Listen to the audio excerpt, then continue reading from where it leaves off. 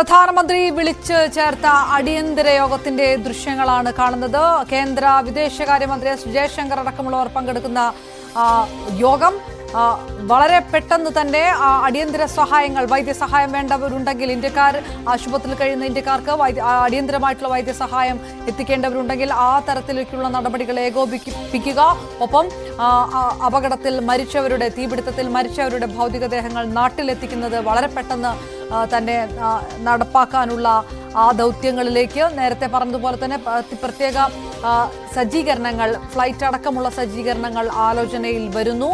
ആ രീതിയിലുള്ള ഇടപെടലുകൾ കേന്ദ്ര സർക്കാരിൻ്റെ ഭാഗത്തു നിന്നും ഒപ്പം സംസ്ഥാന സർക്കാരുമായി യോജിച്ചുകൊണ്ടുള്ള നീക്കങ്ങളിലേക്ക് കടക്കുന്നു എന്നാണ് നേരത്തെ കേന്ദ്രമന്ത്രി ജോർജ് കുര്യൻ മാധ്യമങ്ങൾക്ക് മുന്നിൽ വ്യക്തമാക്കിയിരിക്കുന്നത്. ഏതായാലും അതീവ ദാരുണമായിട്ടുള്ള ഒരു വാർത്തയിലേക്ക്, ഇതുവരെ ഇല്ലാത്ത ഒരു അപകടത്തിലേക്ക് കുവൈറ്റ് കടക്കുമ്പോൾ അതിൽ ഏറ്റവും വലിയ ആഘാതമുണ്ടായിരിക്കുന്നത് കേരളത്തിന് തന്നെയാണ് എന്ന് നിർഭാഗ്യവശാൽ പറയേണ്ടതായിട്ട് വരുന്നു. 41 പേർ മരിച്ചു എന്നായിരുന്നു ആദ്യം പുറത്തു വന്ന റിപ്പോർട്ട്. പിന്നീട് മരണസംഖ്യ ഉയരുന്നു. 49 മൃതദേഹങ്ങൾ കണ്ടെടുത്തതായിട്ട് ഉള്ള ദൃക്സാക്ഷി വിവരണമടക്കമുള്ള റിപ്പോർട്ടുകൾ വരുന്നു. ഈ മരിച്ചവരിൽ കൂടുതൽ മലയാളികളാണ് എന്നുള്ളൊരു സാഹചര്യം, അതിൽ പലരുടെയും മൃതദേഹം തിരിച്ചറിയാനാകാത്തൊരു നിലയിലുണ്ട് എന്നുള്ള റിപ്പോർട്ടുകളൊക്കെ വന്നിരുന്നു. ഇതുവരെ വന്ന കണക്കിൽ 21 ഇന്ത്യക്കാർ മരിച്ചിട്ടുണ്ട്. തമിഴ്നാട്ടിൽ നിന്നതടക്കം 21 പേർ മരിച്ചതായിട്ടുള്ള വിവരങ്ങൾ വരുന്നു.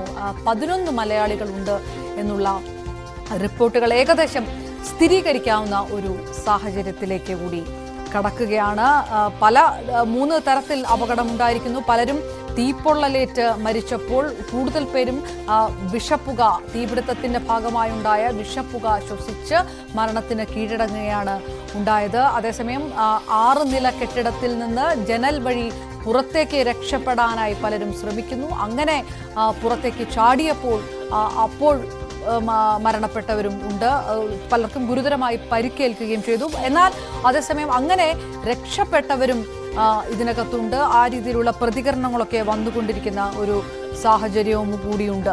ഏതായാലും ഇന്ത്യൻ എംബസി വളരെ പെട്ടെന്ന് നിർദ്ദേശങ്ങൾ നൽകണമെന്ന് അഭ്യർത്ഥിച്ചുകൊണ്ട് മുഖ്യമന്ത്രി പിണറായി വിജയനും കേന്ദ്രമന്ത്രി എസ് ജയശങ്കറിന് കത്തയച്ചിരുന്നു.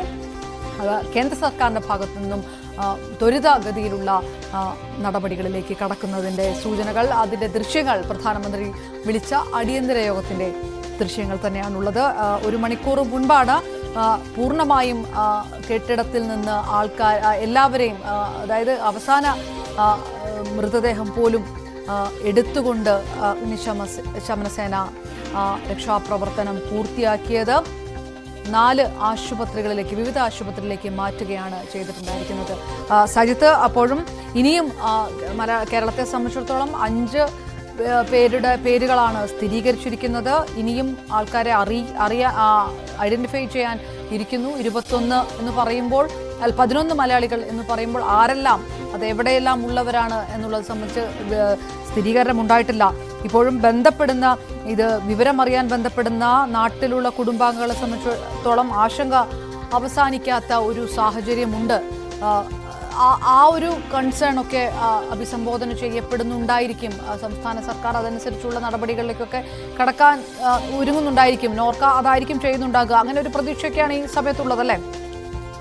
തീർച്ചയായും അങ്ങനെയാണ് പ്രതീക്ഷിക്കുന്നത്. കാരണം ഈ ഹെൽപ്പ് ഡെസ്ക് സംവിധാനങ്ങളൊക്കെ സജ്ജമായതോടുകൂടി തന്നെ മരണപ്പെട്ടവരുടെ പേരുവിവരം സംബന്ധിച്ച കൂടുതൽ വ്യക്തത ഉടൻ തന്നെ ഉണ്ടാകും. ഒരുപക്ഷെ അതൊരു ഔദ്യോഗിക അറിയിപ്പായി തന്നെ പുറത്തു വരുമെന്നാണ് കരുതുന്നത്. ഇതുവരെയും ഒരു ഔദ്യോഗികമായ വ്യക്തതയും ഈ അപകടം സംബന്ധിച്ച് ഇതുവരെയും ഉണ്ടായിട്ടില്ല എന്ന മറ്റൊരു സാഹചര്യം കൂടി നമുക്ക് മുന്നിലുണ്ട്. മരിച്ച പേരുവിവരങ്ങൾ മറ്റും പ്രാദേശികമായി കിട്ടുന്ന വിവരങ്ങളുടെ അടിസ്ഥാനത്തിലാണ്. അത് ഔദ്യോഗികമായൊരു സ്ഥിരീകരണം ഇതുവരെയും ഇക്കാര്യത്തിൽ ഉണ്ടായിട്ടില്ല എന്നൊരു മറ്റൊരു വസ്തുത കൂടിയുണ്ട്. എന്തായാലും ഈ ഹെൽപ്പ് ഡെസ്ക് സംവിധാനങ്ങൾ കൂടി പൂർത്തിയാവുന്നതോടുകൂടി ഇക്കാര്യത്തിൽ ഒരു വ്യക്തത ഉണ്ടാകുമെന്ന് കരുതാം. മാത്രമല്ല കേന്ദ്ര സർക്കാർ ഇക്കാര്യത്തിൽ നടത്തുന്ന നീക്കങ്ങൾ മൂലമാവാം ഒരു ഔദ്യോഗിക വിശദീകരണം ഇക്കാര്യത്തിൽ ഉണ്ടാവുക. കാരണം മറ്റൊരു രാജ്യത്ത് നടന്ന സംഭവമായതിനാൽ തന്നെ അതിൽ കേന്ദ്ര സർക്കാരിൻ്റെ ഇടപെടൽ അത്തരത്തിൽ ഉണ്ടാവേണ്ടിയിരിക്കുന്നു. എന്തായാലും പ്രധാനമന്ത്രിയുടെ അധ്യക്ഷതയിലുള്ള യോഗം ഇക്കാര്യങ്ങളൊക്കെ, സാഹചര്യങ്ങളൊക്കെ വിലയിരുത്തുന്നുണ്ട്. മരണപ്പെട്ടവരുടെ മൃതദേഹം നാട്ടിലെത്തിക്കുന്നതിന് വേണ്ടിയുള്ള സജ്ജീകരണങ്ങൾ, ഒരു പ്രത്യേക സംവിധാനം ഇക്കാര്യത്തിൽ ഉണ്ടാകുമെന്ന് തന്നെ നമുക്ക് പ്രതീക്ഷിക്കാം. അക്കാര്യത്തിലുള്ള തീരുമാനങ്ങൾ ഉണ്ടാകും.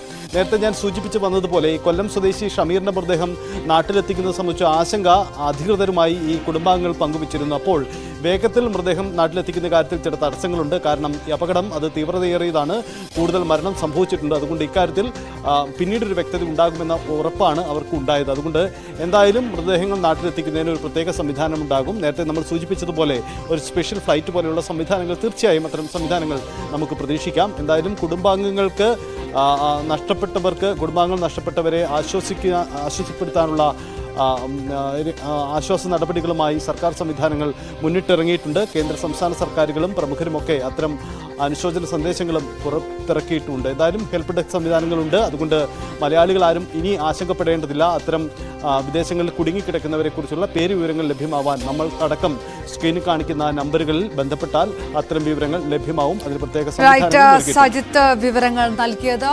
ഇതുവരെയുള്ള കുവൈറ്റ് തീപിടുത്തത്തിന്റെ വിവരങ്ങളിലേക്ക് കടക്കുമ്പോൾ 49 മരണം സ്ഥിരീകരിച്ചിരിക്കുന്നു. തിരിച്ചറിഞ്ഞവരിൽ 11 മലയാളികളുണ്ട്. അതിൽ 5 പേരുടെ പേര് വിവരങ്ങളാണ് പുറത്തു വന്നിരിക്കുന്നത്. അല്പസമയത്തിനുള്ളിൽ തന്നെ മറ്റ് പേരുകളും വരും എന്നുള്ള വിവരങ്ങളാണ് വരുന്നത്. 50ഓളം പേർക്ക് പരിക്കേറ്റിട്ടുണ്ട്. അതിൽ 8 പേരുടെ നില ഗുരുതരമാണ് എന്നുള്ള റിപ്പോർട്ടുകൾ വരികയും ചെയ്യും.